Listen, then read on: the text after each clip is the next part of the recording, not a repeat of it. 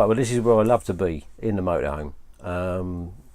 Anybody that has done motorhoming, they will tell you, as soon as you get in your motorhome, turn the key, then you're off on an adventure.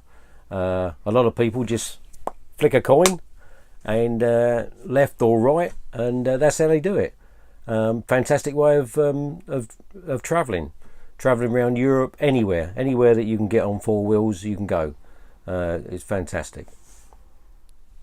So last week I announced that I was going to go full time in with my wife, and so I'm just in my motorhome at the moment. The one I've got at the moment was a Chasson 656, and it's been a really good motorhome. We've had it for a couple of years, and it's done everything that we wanted it to do. But now that I'm going full time in, I just need a few extra things, maybe a slightly longer motorhome. So I'm not sure what I've told you, but I'm looking at the B class Heimer, which is about 7.3 meters long, and this one is like just under 7 meters. So the one I'm looking at is slightly longer. It's an A class, which means basically it hasn't got the cab like we got here. It's the same width all the way down, so it gives me a wider area to sit in, much more, bigger lounge. And one of the major things that we need is a fixed bed. In this motorhome, there's no fixed bed, but the one that we're looking at has got a fixed bed at the back, and it's what they call an island bed, which you can get all the way around.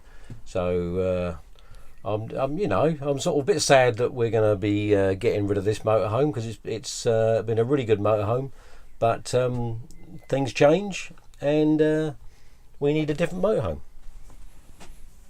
The Heimer motorhome that I'm looking at is a BMI. B is for B class. I'm not quite sure what the difference is between A class and B class. Perhaps somebody can tell me that. And the M is for Mercedes. So it's on a Mercedes chassis, which is a lightweight chassis. And the I is for integrated. Integrated means that the whole body comes off of your Mercedes, and Heimer put a complete new body on it. The beauty of that is with the Heimers, it's a double floor, so you've got like about 300 mil of floor right the way through the motorhome. It's all level floors. The other advantage of having a double floor is that it's all insulated, and they can winterize all the tanks. So you've got bigger tanks on this motorhome I'm looking at, so you can carry more water. And I say they're all insulated and winterized. I've spoken to the guys at the Heimer dealers up in Stafford. There's a company called Travel World, and I've spoken to a guy called Ryan up there, very enthusiastic and very knowledgeable.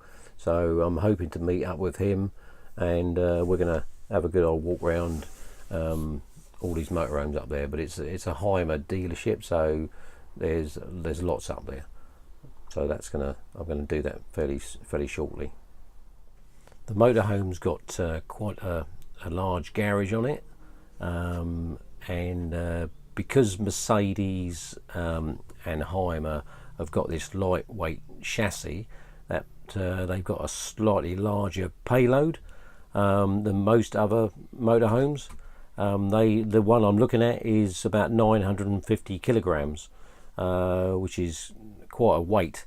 At the moment on the Chasson, I've only got like about 375.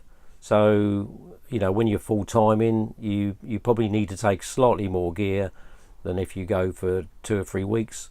So having the extra weight that you can carry is a good advantage. It's over 3.5 tons, so I think it's about 4.2 ton or something like that, but it's over 3.5, which does mean to say that you've got to have a C1 license.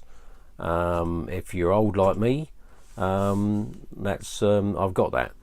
The only downside is I'm 65, so in 5 years' time I've got to go and see the doc to see that if I can carry on driving. So hopefully keep fit. That's your main thing. Lots of other things to have a look at over the coming weeks and months. Insurances. When you go full time, it's good if you've got a forwarding address. Perhaps one of the family can do that. But you still need to tell the insurance company, especially if you're blogging, because they know where you've been, that you're going full time. There is a bit of a premium on that, so I think it's probably maybe up to about £1,200, £1,300 a year for your insurance. But you've got to be upfront with them, because they won't pay out otherwise. I'm also going to be chatting about how I'm actually going to be travelling around as frugal as I can be. That is, if you're in Europe, you can do that very cheaply. There's lots of airs that you don't really pay lots of money for, €2 or €3, maybe for water and that sort of thing. But in France, there's also a thing called France Passion, where you can stay on vineyards and any other farms, and basically if you buy whatever their produce is, a few bottles of wine or whatever, then you get to stay for nothing. So that's a great way of doing it. Over in the UK, it's not so easy to travel cheaply, but they do things like Brit stops, where you can stop at pubs. As long as you buy a meal in a pub, then you can stay in their car park. So that's another good thing. Having some decent health insurance is another thing I need to look into. Nobody knows what's happening in Brexit, but if you are abroad and you've got some sort of serious condition, then and you need to be back to the UK, you need to make sure that your insurance is good enough to get you back, to be on the safe side. Well, I've got to do a lot of things over the next few months. That is a lot of researching into the motorhome, researching into insurance, researching into how I'm going to travel over the year. Using the state pension, which I'm going to get in a few months' time. Plus, I've got a bit of a private pension, so how I can sort of work all that in, how much it's going to cost me. So I've got to do all that, and I'm going to be doing videos on every subject. So hope you've enjoyed this one. Stay with me, and happy motorhoming. Get it right in a minute.